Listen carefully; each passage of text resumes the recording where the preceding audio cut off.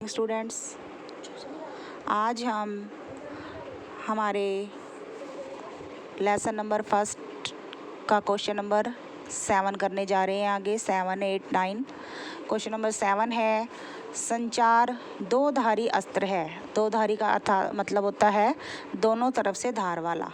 इस कथन पर प्रकाश डालते हुए जनसंचार माध्यमों की संभावनाओं एवं खतरों का उल्लेख कीजिए।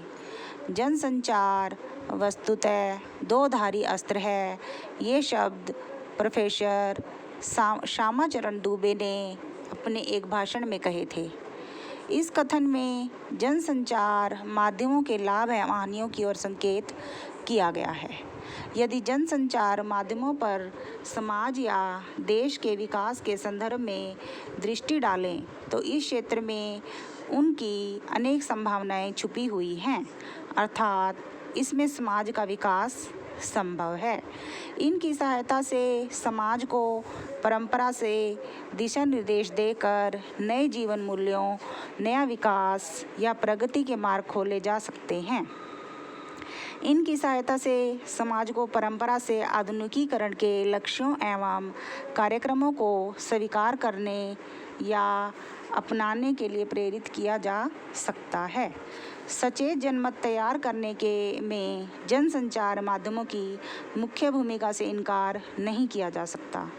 जनसंचार माध्यम रूपी तस्वीर का एक पक्ष था, किंतु इस तस्वीर का दूसरा पक्ष भी है, अर्थात जनसंचार माध्यमों की संभावनाओं के साथ साथ इनका सही प्रयोग न किया जाए तो ये गलत हाथों में पड़ जाए तो समाज या देश के लिए घातक भी हो सकते हैं।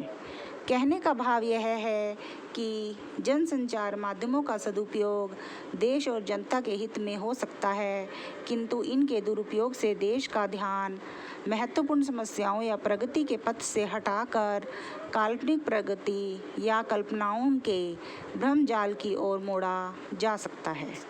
अतः स्पष्ट है कि जनसंचार माध्यम एक दो धारी अस्त्र के समान है, इसलिए इसका उपयोग बड़ी सावधानी व सूझबूझ से करना चाहिए।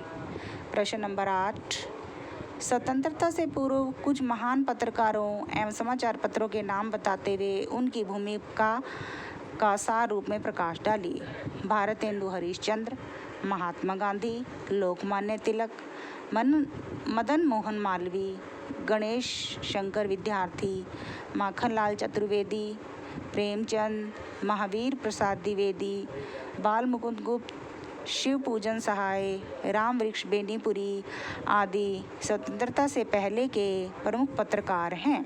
उस समय के प्रमुख पत्र पत्रिकाओं के नाम हैं केसरी, हिंदुस्तान, सरस्वती, हंस, कर्मवीर, आज, प्रदीप, प्रताप, विशाल भारत आदि। आज़ादी से पहले के इन पत्र पत्रिकाओं का प्रमुख लक्ष्य स्वतंत्रता प्राप्ति रहा है। इसके साथ साथ सामाजिक जागृति एवं जनता को शिक्षित करना भी इनके प्रमुख कार्य रहे हैं। स्वतंत्रता के पश्चात इनके लक्ष्य व कार्य बदल गए थे। प्रश्न नंबर 9, भारत में रेडियो के विकास पर संक्षिप्त टिप्पणी लिखें। रेडियो का आविष्कार सन 1895 में जी मार्कोनी ने किया।